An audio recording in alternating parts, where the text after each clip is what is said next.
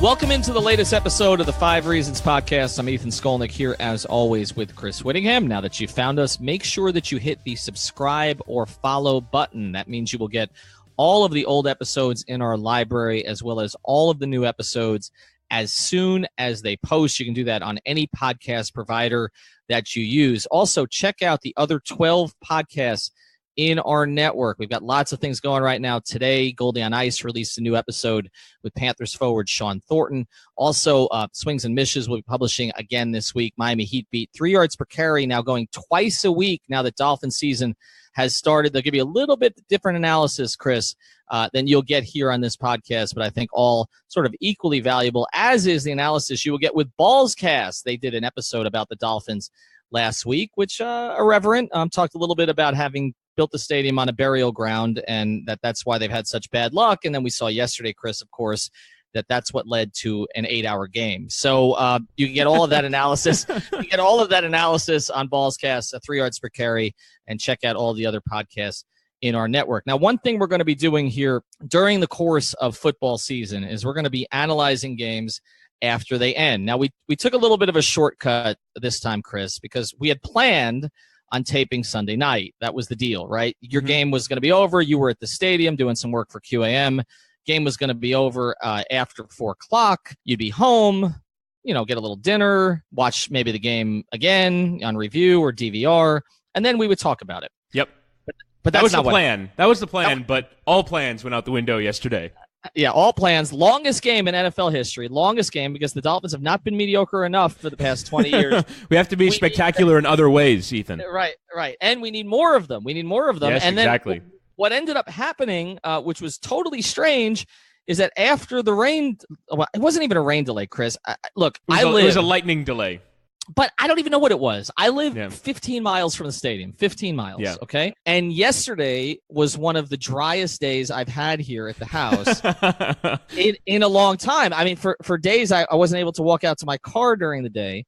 And yesterday I was going to get things for my car. I was going to make sure I had picked up the mail from this week. I mean, there was no issue with the weather, it appeared, other than the lightning that was on the horizon. And we had 2 delays, ended up pushing the game back where it didn't end until after 8 o'clock, which is just insanity.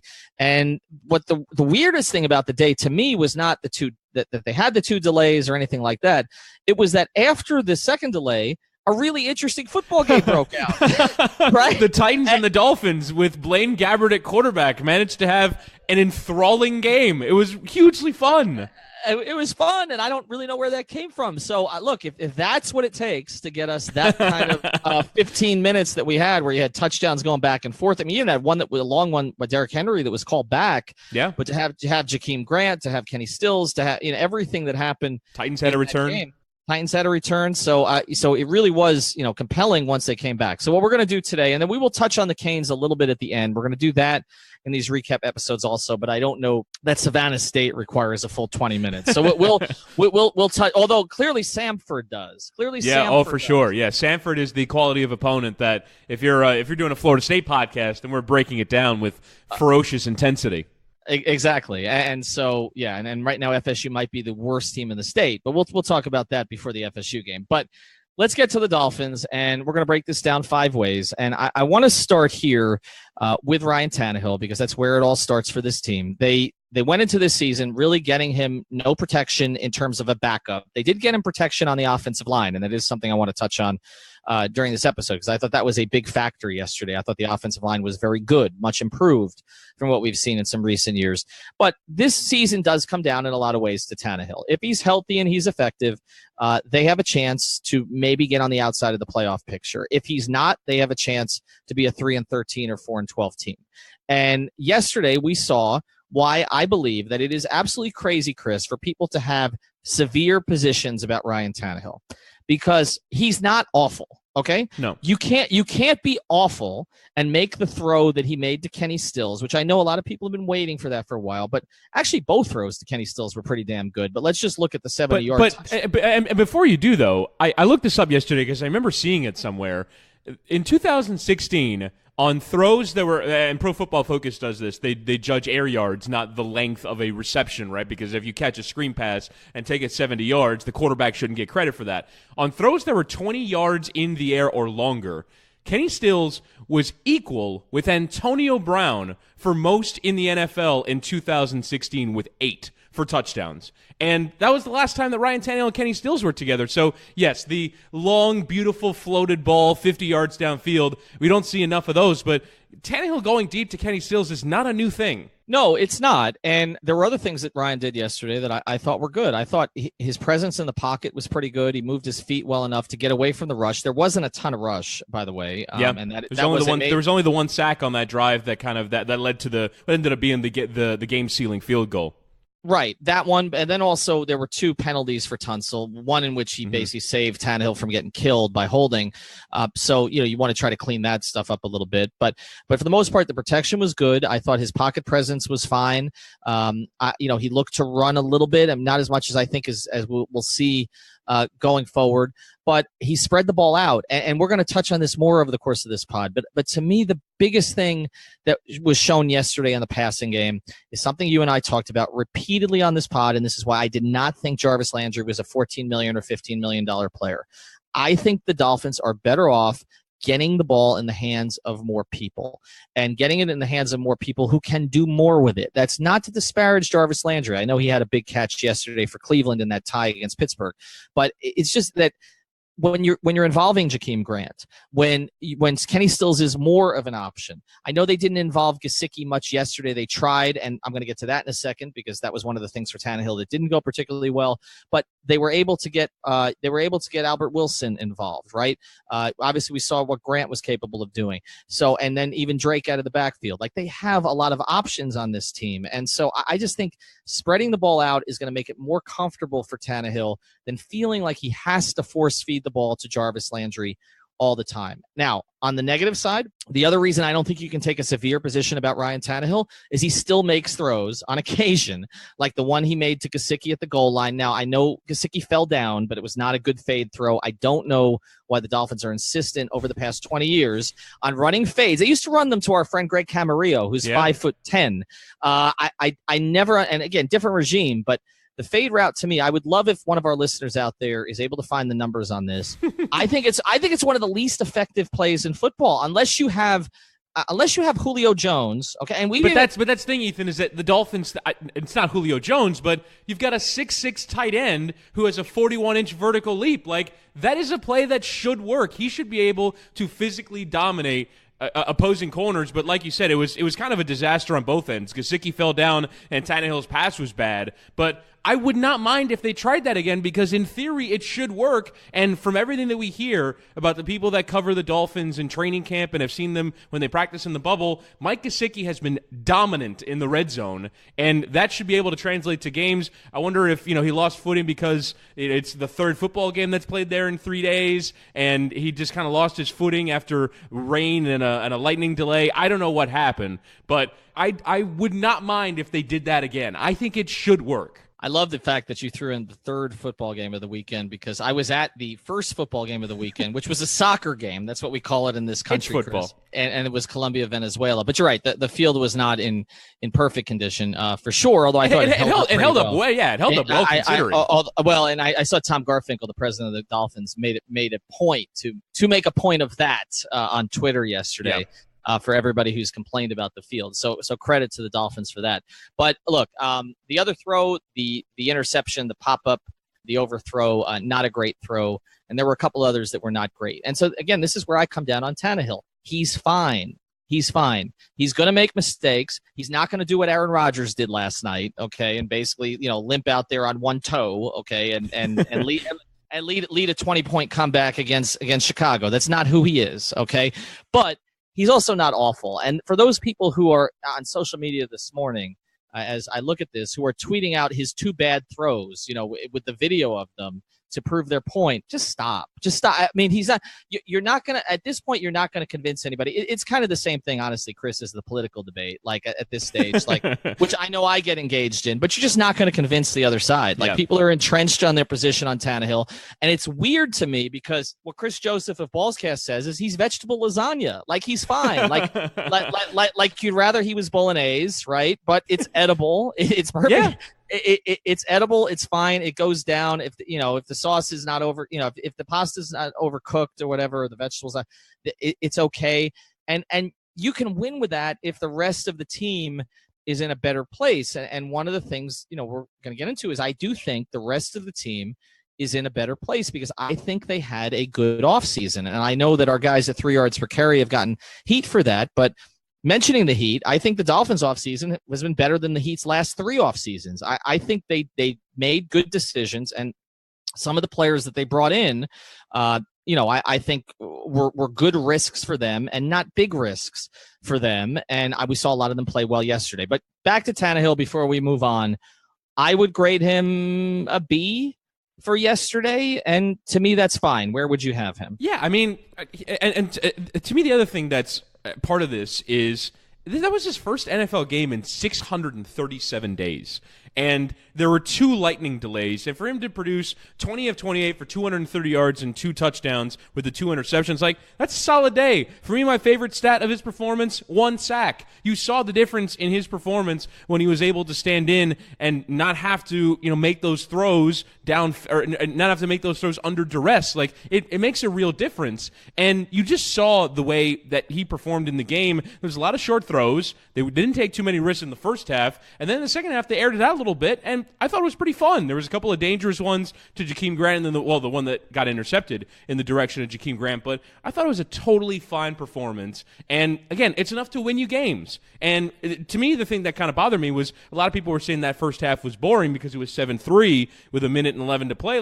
The Dolphins got inside the red zone and decided to go for it on 4th and short, which I loved, by the way, and long may it continue. I hope Adam Gase does not get backed off of not being aggressive because it didn't work the one time. I hope, and then there was another red zone trip that led to an interception. So you're in the red zone. Our friend from 3 yards per carry, Alfredo, was saying he thought the Dolphins beat the hell out of the Titans, and the scoreline doesn't reflect it. And I can kind of understand why, because you leave 14 points on the field in the red zone. And so the Dolphins offense, I always judge it by their movement. How often are they moving down the field? Does it seem like they're taking multiple three and outs in a row? Does it seem like it's taking forever for them to move down the field?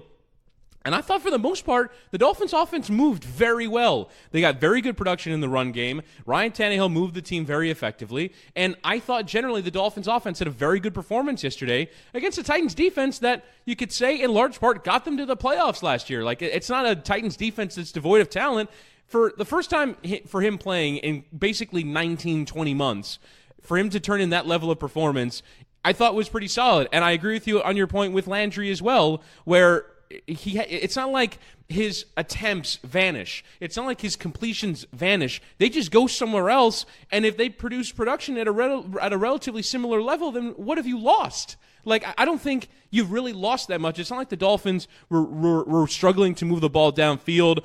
Maybe on third down, you lose a little bit. They were 2 for 10 on third down yesterday. That can certainly improve, but I don't think it's that massive of a loss. I always thought the bigger one was going to be Sue, and Derrick Henry ends the day at 10 carries, 26 yards. So I'd say it was job done in terms of needing to accomplish all the things that they had to accomplish to kind of fill in their offseason. Yeah, and look, those attempts to Landry, are going to go to other people for more yards. Right. And third down, look, I understand 2 for 10. The Dolphins were pretty bad a lot of games with Landry on third down also, because a lot of times they wouldn't throw to the sticks. And that happened on the very first possession again yesterday where they didn't throw to the sticks. And then, like you said, he's actually started to look downfield. Things started to go better. I had no problem with the going for it on fourth down. I think the mistake was made was Vrabel going for it on fourth down early in the game. I did not understand that one. I know I'm here for any and all fourth down aggression. I know, but it's so early in the game. I know it's a new head coach trying to make his stamp on things. I generally support it, but in that situation, even before it didn't work, I didn't like it. We'll get back to our episode here in a second, but want to introduce you to another of the great new sponsors of the 5 Reasons Sports Network, and that's the attorneys at Seltzer Mayberg. You can find them at onecalllegal.com. That's onecalllegal.com, or call 1-855-5000-LAW. Seltzer Mayberg handles cases including, but not limited to, car accidents, slip and falls, criminal, immigration, family, bankruptcy, real estate, wills, trusts, and estates. And they'll be doing all this in a new 15,000 square foot office, which is opening on I-95 in North Miami. They specialize in South Florida, but they handle cases all over the state. Call now with 24/7 service for a free consultation if you mention 5 Reasons. Again, that's onecalllegal.com, 1-855-5000-LAW. And now, back to the episode. All right, let's move on to part 2 here.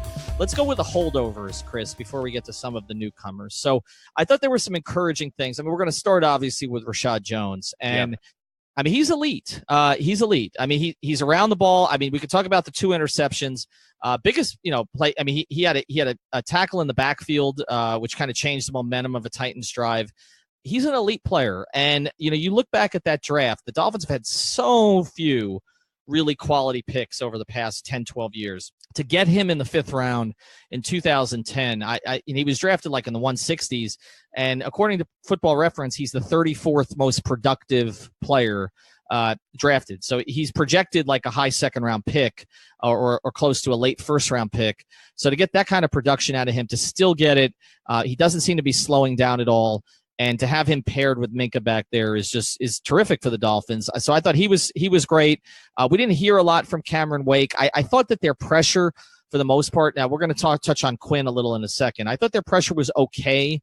There were some times that they were close on some plays. I know Quinn in particular forced a holding call, with one pass rush. But as far as the other holdovers, Kiko Alonso, who's been criticized a lot, including here, made a play. Xavier Howard, you really didn't hear much from him. I mean, I know that the Titans don't have, which is good. That's what you want. Mm-hmm. And the Titans don't have an elite receiving core, but Corey Davis really didn't make a huge impact. So that was a positive too. The holdover linebackers, as you mentioned, I mean, Henry had the one long run, which was called back. Deion Lewis got loose a little bit late, but it was not really a big deal. I thought the linebackers, for the most part, were okay. Mm-hmm. There were some missed tackles in some situations, but they were not awful. As far as the other holdovers, Tunsil with the 2 penalties, got to clean that up some. And Kenyon Drake really didn't bust loose. I feel like there's more on the bone there. And if I have one criticism of Gase, I know, again, you like the aggression. I get that. I generally like the aggression. But I did think there were times late in the game where Gase is just so reluctant to take the air out of the ball. Like he won't do it. Like there's only been a couple of games that I can really remember that he's done it where I always feel like he does it 3 or 4 minutes later than he needs to. And so I felt like they could have killed that game a little quicker if he used it more. And the other name we mentioned is Stills. And you and I had Chambers on the pod, Chris Chambers on the pod several weeks ago, and he said flatly that Kenny Stills was going to be their number 1 receiver. And I know our guys at 3 yards per carry love the analytics on Stills, particularly when he's played out of the slot. You mentioned the touchdown ratio that he's gotten to, the deep ball ratio that he's gotten to. Is he a high-end number 1, a guy that you scheme for? Probably not. Can he be a high-end number 2 or even a low-end number 1? I think so. I think he's versatile enough. He's still in his prime. He seems to run the right routes. His quarterback seems to trust him. His coach absolutely trusts him. I think maybe people are sleeping a little on Kenny Stills. I certainly am. I benched him for Deion Lewis in my fantasy league. But I got you some garbage time points. He got me a few, but I had to make a decision there, and I went against the Dolphins instead of for them in that case because I just had these visions of Deion Lewis catching 12 screen passes against them, and the linebackers chasing him. But he's a good player, and I think when you and I talk about them not having any stars, they don't have any high-end stars, but they do have above-average players on this team. And I think Rashad Jones and Stills, and then the other quick guy to mention here before you close this one out is Jakeem Grant. Yeah, that was going to be my guy. Yeah, who we had him on the pod, and there's a confidence there. but he plays with an edge too. Like Yep. he plays with the Landry edge without some of the stuff you don't want. And plays like someone who understands that he's 5'6" and is in a constant state of having to prove that he belongs on an NFL field and has lived that his entire life. Like, that manifests itself in the way that he plays. And for me, you look at his stat line from a receiving standpoint, 5 catches, 38 yards doesn't really show the dynamism of a player of his speed. But in some ways, it was actually more impressive that they went to him. It was on a 2nd and 9 or something like that for a slant over the middle. He's got to potentially take a hit, and he went in there and made a big catch. Like, there's been obviously situations where he has not always caught the ball, where he's had drop issues, and for him to get stuck in a fairly dangerous situation, like you saw that more than a few times with him. So I'd actually say that seeing that aspect of his game was almost as influential and important as him running back kickoff return for a touchdown and showing off that ridiculous speed that he has. And it's actually something that, for me, is fascinating, and I was reading an article about it this morning, that the kickoff return might be back because of the new rules, because kickoff teams can't get a head start, because all the blockers are kind of more towards the kicker than they are towards the returner. There's a lot of space to operate for kickoff returners, and you saw that yesterday around the league. We had 2 in this Dolphins game. So I wonder if Jakeem Grant's ability in the kickoff return game might actually be an even greater asset than his receiving assets. Well, the one thing he talked about with us, Chris, was wanting to be a complete receiver. Like, as much as he touts his speed, it's that ability to go over the middle. And I do think they can use him out of the slot some, and they can work the middle of the field with him. And we talk about the receiving core, and they just have a lot of different options. Like, do they have an elite guy? No. But they got a bunch of guys who could be 2s and 3s, and that's better than I think they've had in some recent years. It also makes you feel a little better about the Leonte Carew situation, because Grant's the only thing they got out of that. If you look at it, they gave up 3 picks, and because they ended up trading down and those picks went to someone else, they ended up getting Grant with one of those picks. So was Grant worth 3 picks? We'll see. But at least they got something as opposed to what we talked about with Carew. All right, let's move on to the next part of this. And let's go to the newcomers, not the rookies, but the other newcomers. So they brought in a bunch of veteran guys. They brought in Robert Quinn. They brought in Danny Amendola, and they brought in Frank Gore. Those are 3 of the primary guys that they brought in. And all 3 of them did something yesterday. Now, Quinn didn't have a sack, but as I mentioned, he had a pressure that led to a hold. Amendola had, I think, 3 catches, and again, showed his ability, as he did in a couple of the preseason games, to be an available target for his receiver, which I think is helpful for Tannehill. He knows how to work those spaces. Obviously did that a lot in New England. And then Gore, he looks good. Like, I mean, he didn't get a lot of work in the preseason. I know he wanted to get more work than that, but that's kind of what Adam Gase was saving him for. And he had a burst yesterday that was impressive.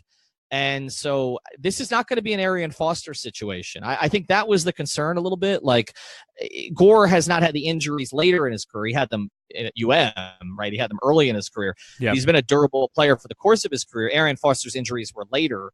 But Arian Foster came here and was supposed to be potentially a starter, and that was a disaster, and he was gone after a couple of weeks. Frank Gore looks like he's going to contribute to something else other than the locker room. Now, I don't want him taking a ton of carries away from Kenyon Drake, because I just think there's more explosiveness there with Kenyon Drake, and I want to see Kenyon Drake get 20 touches a game. But it is a nice luxury to have a second back like Frank Gore, who is going to get every yard that is available, right? Like, he doesn't waste steps. He doesn't dance around. He doesn't screw. If there's a hole, he's going to hit it, and he's going to get you as much yardage as you can possibly get out of that play. And then he may take down a tackler and get you another half yard or 2 yards. And to me, that's, again, moving the chains, being an effective offense, putting Tannehill in better down and distance situations. I thought all 3 guys that they added yesterday, and actually, I don't know, there's a 4th, Albert Wilson, showed some too, including what our 3 yards per carry guys have been talking about, which is using him as a running back also. So I thought all 4 of those guys, compare that to the 3 guys that are not there. Okay. Mm-hmm. Oh, I forgot a 5th, Josh Sitton, right? Yeah. Offensive line was terrific yesterday. I thought Sitton dominated. So you look at those 5 guys, and then you compare it to losing Sue, Pouncey, and Landry. I said this many times on the pod. I thought it was a net plus. especially when you look at cost. Which is funny because the national discourse was that the Dolphins have significantly downgraded. They're going to be one of the worst teams in the NFL for exactly that reason. That they think it was such a net negative that they became a decidedly worse team. I think they're better. I think they're better. And we said that, and that's, to me, that's why the national media had this wrong. I think it's also why they, were 6.5 wins, which I did bet the over using our code Reason101, 6.5 wins at BetDSI. So just make sure to go there, get your bets, get matched up to $2,500. I did lose yesterday on something though, Chris. I said there would be no play. I'm the one who jinxed this. I said that I said there would be no plays over 41 yards, no touchdown plays. Can you toss a few dollars on this every week so we can get more exciting games? I don't know if I have any left of my initial deposit. Not after the Browns tied the Steelers at the end and screwed up my parlay there. And after FAU won by six, and I had them at 7.5. But I thought they would be better this year for two reasons. One, Tannehill's back; he can't be worse than Cutler. That's my whole theory on that. It's not complicated. And two, I like the players they brought in terms of the roles that they would fill better than the players they lost. I mean, people are talking about Mike Pouncey like he was playing 16 games at a Pro Bowl level. That wasn't happening. And it was creating a lot of problems for the rest of the offensive line because you didn't know if he was going to play week to week. And when we had Richmond Webb on, he talked about that, the consistency, guys playing together all the time. Landry, we've talked about it. I thought they would spread the ball out more. Sue, yes, I thought they would miss Sue.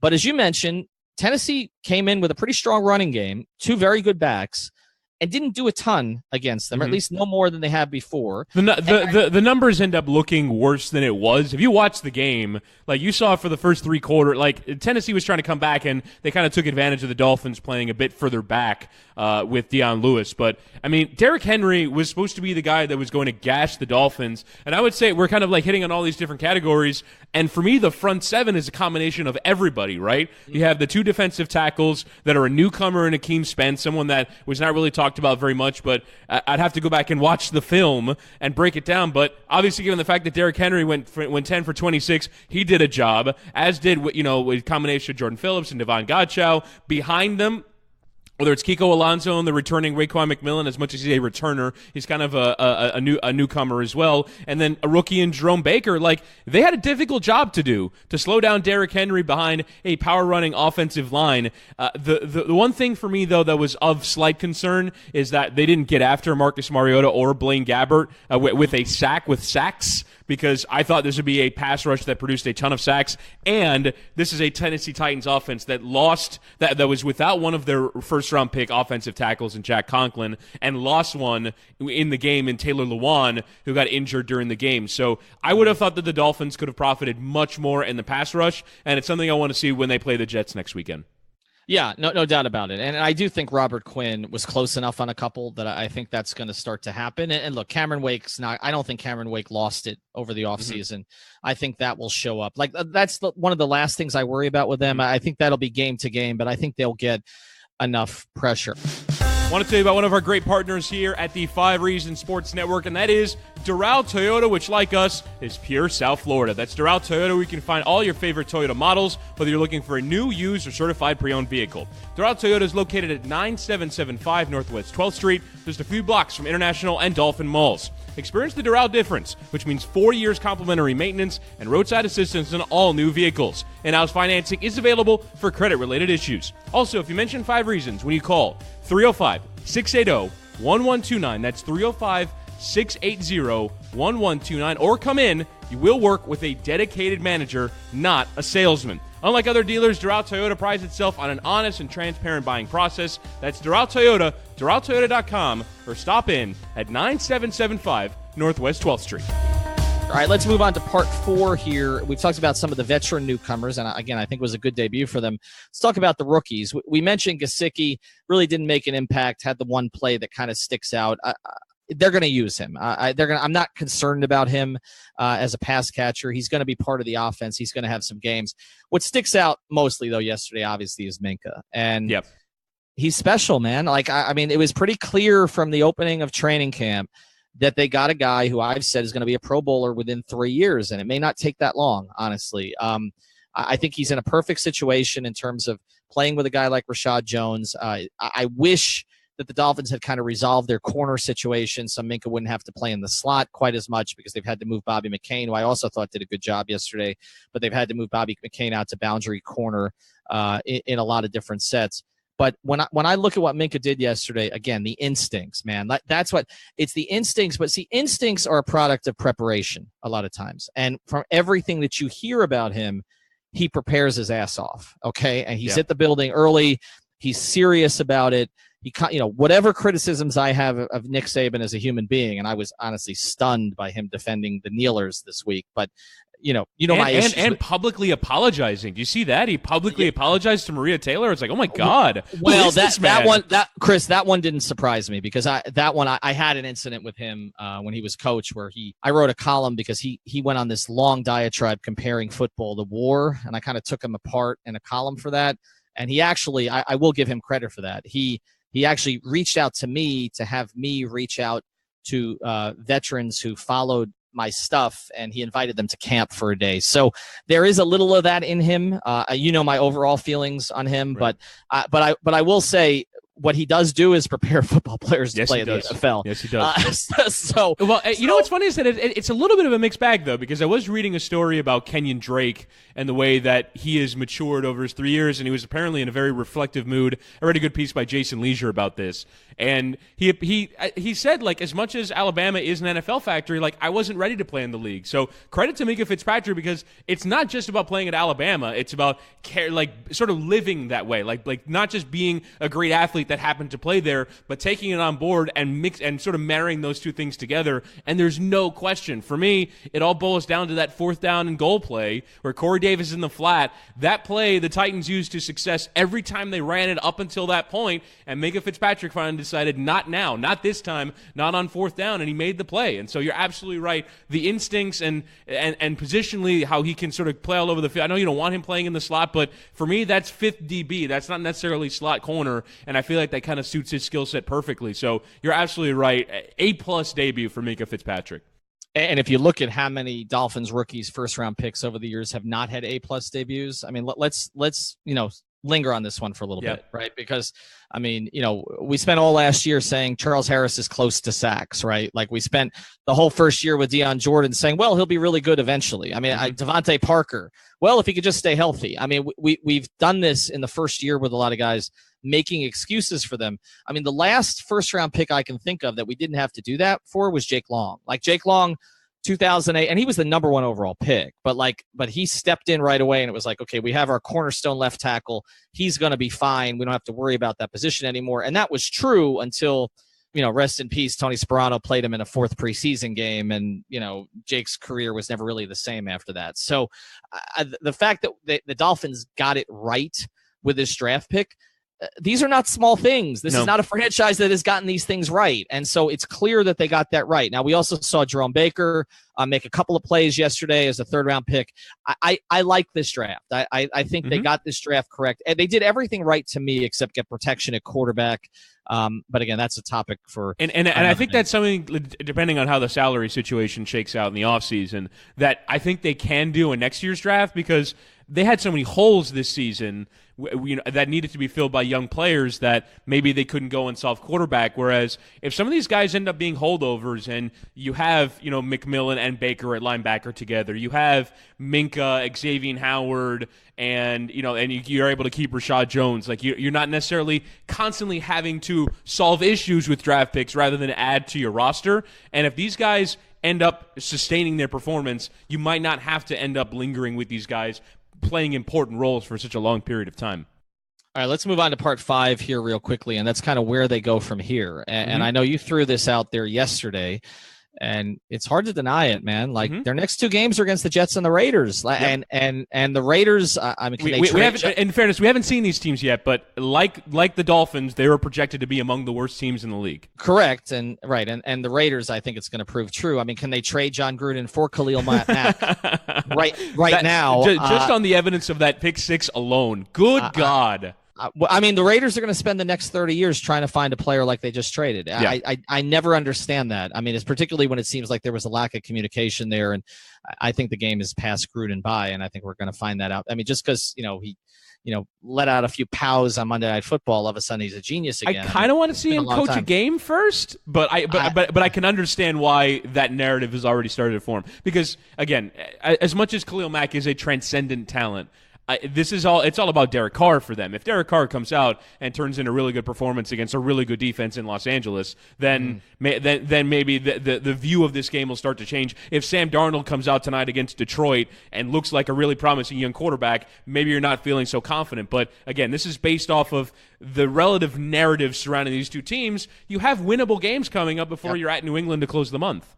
Yeah, absolutely. And actually, we're going to have our next watch party at Texas Roadhouse for that New England game. So that would be something if the Dolphins go into New England at 3-0. It might get depressing after that, but we'll have plenty of fried pickles and beer to make you feel better. But look, this team is, again, that's why I just didn't understand the overwhelmingly dour narrative with this team. I looked at sort of the players that they brought in, Tannehill being back, the fact that they did win 10 games just 2 years ago. I know it was a fluky season, but they did win 10 games.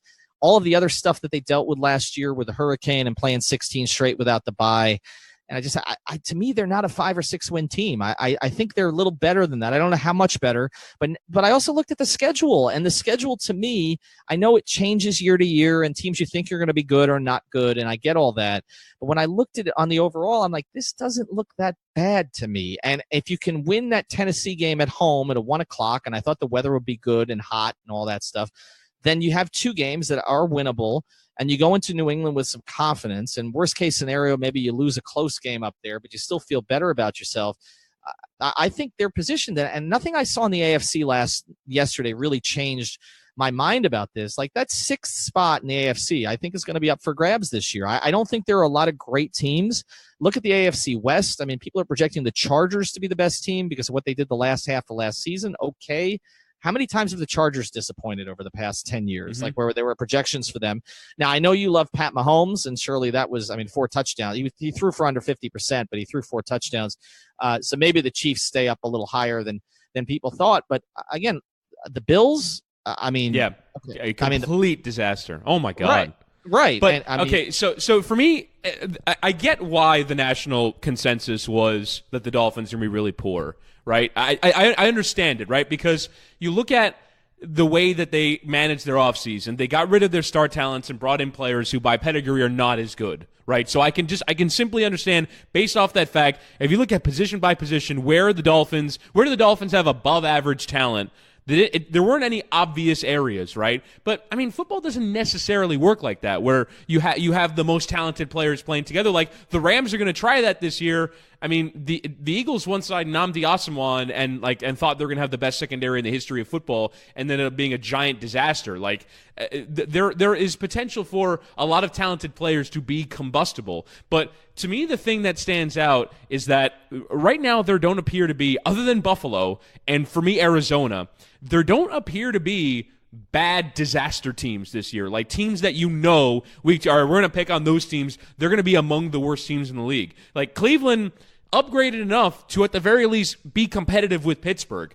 Like there aren't, like the Giants looked a lot better yesterday and they're much healthier than they were a year ago. Like there is just a difference between the teams that are at the bottom last year and where they are now. And so where are the obvious, like every season we think there has to be a team that goes 3-13. There has to be. Now Buffalo look like the favorites, but there are generally multiple teams that are bad every year, and there might still be. But for me, the thing that kind of stands out about what happened yesterday, and it could just be a case of the week ones where no one hits in preseason and so everyone's relatively even, or a legitimate turn towards parity, there don't appear to be bad teams and there don't appear to be great teams. And so I do wonder if this is genuinely a year where maybe the best record in the league is like 11-5, no one really dominates that much, and there aren't going to be that many teams that go worse than 6-10. And so the Dolphins, I think, are in a conversation where, like every other team in the league, they can be between between 6-10 and 10-6, depending on how the season breaks out. But I think people thought that they would be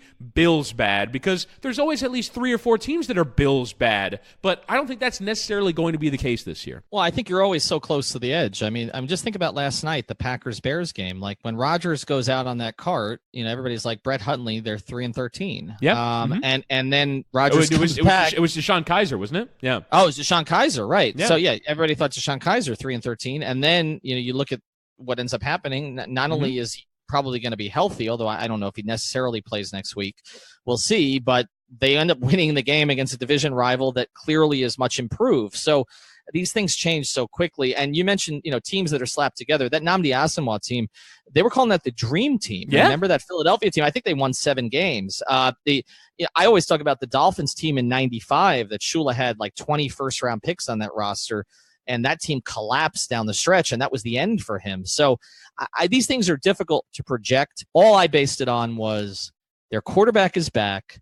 They replaced some players who I thought were a little bit overrated locally with some guys who I thought could fill the roles better, and they got more of them. And that's the big thing to me. And so the depth is better. Are they an 11 or 12 win team? No. But I would say like they've upgraded, like if you're ranking starters 1 through 22, they upgraded starters 15 to 22 a lot on where they were a year ago. And that is a real thing in football. Like I do think that football is a weak link game. Who is your 11th best player on the field? And like for the Dolphins, like on offense, for instance, I don't think they really have that many where you're sitting there going to a Sunday thinking, oh God, we have Dallas Thomas at left guard. How the hell are we going to survive 67 snaps? I don't think they have any of those. Yeah, they don't have any of those players on that offensive line or at tight end where you're going into the game thinking we're getting nothing out of Julius Thomas. Now, Gesicki didn't deliver much yesterday, but I think he'll eventually come good and be a reliable contributor. Like I just don't think on either side of the ball they have players in positions where you're going, oh God, they're going to pick on that corner or they're going to run to that side of the defensive line, or they're going to try and run right up the middle. Like for me, where they upgraded was towards the bottom end of their starting group. I don't think they have that many weak links. No, I don't. And with that said, they could lose to the Jets by 3 touchdowns. Right, so because it's football, man. Because it's football and it's them and it's their history. Right, and everything exactly. you get excited. So I'm not going to pencil in these as 2 as wins. I'm just saying it does set It looks up. promising. It looks promising. It looks promising. This is the 5 Reasons Sports Network, Miami Sports on Demand. We now have 13 podcasts in the network posting roughly 15 times per week, all absolutely free. Find all of our shows on iTunes, Google Podcasts, or Podbean. Plus, become a member of our patron feed and you'll get even more fresh content.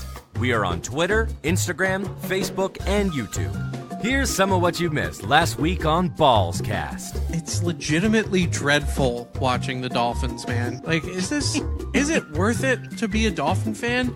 Like, this feels terrible. If you want to get involved as a sponsor or a contributor, reach out to us at number 5 Reasons Sports on Twitter.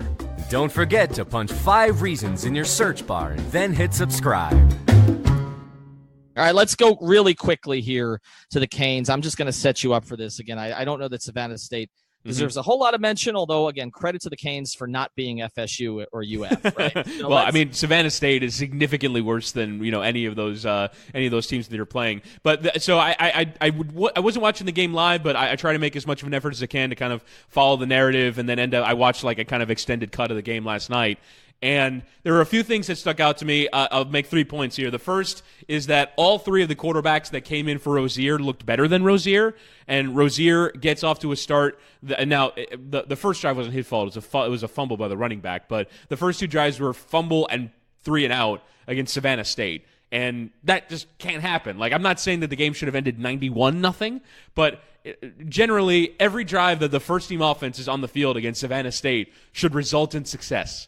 And I just think Malik Rozier is at a point now where you know what his ceiling is. You know what he can deliver you, which is 55% completion. The best 5 throws will look pretty damn good, and the worst 5 throws will look like a complete disaster. And he just does not have enough of a skill set to regularly engineer drives. And at the very least, you saw signs from Nkosi Perry through a bad interception, but was able to show his talent in the game. You had Cade Weldon, who ran in a longer touchdown and can offer something different. Jaron Williams, who I think will probably end up being the best out of the 3, the 3 backups for Miami. Miami. And I think you just saw more ceiling from those players, more to see. And you want to get them in games against Toledo and FIU so that when you get into the meat of your schedule, you can actually have quarterback play that looks different than what we've seen for the last year and change. So I think those quarterbacks, for me, there was a concern going into this game that we'd see them be like, ugh. I don't know, it would be an Evan Sheriff situation when he came in against Pitt last year, and it's like, oh, the Hurricanes just have nothing after Malik Rozier, and that's the only reason why. I don't think that was the case. So I was encouraged by the backups, but I kind of want to see them more. The second thing, Jeff Thomas is an absolute star. I mean, he so regularly makes Malik Rozier passes look catchable, and it's just every time he touches the ball, I have to stop what I'm doing to watch, and it's incredible how many highlight reel plays he's made in a season that has been fairly lackluster so far, beating up on among the worst teams in college football. And showing he was really the only player that stood out for the Hurricanes in their loss to LSU. And every time he touches it, whether it's in the return game or whether he just catches a slant, and you see his obvious speed, like seeing people be, again, it's against Savannah State, but seeing people be obviously faster than other ostensibly major college athletes is really cool to watch. And for me, if you're looking for a reason to watch Miami Hurricanes football, watching Jeff Thomas play is the number one reason why. But the concern, if you are going to leave a 77-0 game with concerns, for me, and this is my third observation, is that their offensive line is not good, particularly in the run game. I figured it would be better in the run game than in the pass game because they moved a guard to tackle in Devon Donaldson, but they can't push anybody. If you can't push Savannah State when you turn on the television, or it was streaming, so you Google Chromecast or Apple TV the game, or you go to it in person, like, this is a game that Lane Kiffin would describe as you wanted in warm-ups. Like, you are significantly bigger, faster, stronger than the guys you're going against. And if you can't push them, and I saw Manny Navarro during the game tweeted a great stat that the average contact on running plays against LSU was 0.4 yards behind the line of scrimmage. So the Hurricanes are not doing any job of pushing anyone. And if you can't even push Savannah State, then what are we doing? And that would, my concern is that the running game is dependent on running backs that are able to make something out of nothing every single time they touch the ball. And I think that's a concern going forward. Now, Lorenzo Lingard might be one of those players that can. He was ridiculous when he came in towards the end of the game, but I don't know if Travis Homer, and to a lesser, I think DJ Dallas can do it a little bit more than Travis Homer can, but definitely Travis Homer is going to have a hard time running behind this offensive line. So that's what I left the game with. And then I was talking with some friends after the result and looking at Florida State's performance against Samford, and man, this schedule is soft. This Hurricanes schedule is so soft. They're at Toledo next week, then they're home with FIU, they're home with North Carolina, who lost big to East Carolina, an FSU team that struggled with Samford, a Virginia team that is still 2 years away from being 2 years away. Like they lost at Indiana and beat Richmond, at Boston College. It's that's your most dangerous game in 2 months. And then your home Duke at Georgia Tech, who lost to USF over the weekend, and your only ranked opponent is at Virginia Tech in your second to last game of the season. So as much as we've kind of seen, frankly, some kind of downtrodden UM fans like, oh, crap, we're not that good, they might pull off 6-7 wins in a row here because of how bad the schedule is. So I'm curious to see how they end up looking over these next few weeks, and if they can actually leave the season developing to a point where you feel like next year is the year away from being the year away. So that's what I leave the Savannah State game with. All right, and we'll talk about all this this Wednesday night. One thing I want to mention before we leave, we're having a soccer match, a 5 Reasons Sports soccer match at Soccer Zone Indoor. That's the corner of Miramar Parkway and Flamingo Road in Miramar. All you need to do to be able to participate in that, both Chris and I will be out there. I'm not sure if I'll be participating, but Chris will be. Basically, all you need to do is sign up for our patron feed. So you can find that at the 5 Reasons Sports. That's at the number 5 Reasons Sports Twitter feed. It's in our profile. Click on that, pay the $3. That's all it is for September. You'll get all this cool additional content that we put on there. And then additionally, if you show that to us at Soccer Zone Indoor, you'll be eligible to play. So check that out. We've got a couple more watch parties coming, lots of other stuff. And we will be doing these recaps after every Canes and Dolphins game on Monday throughout the football season. Talk to you soon.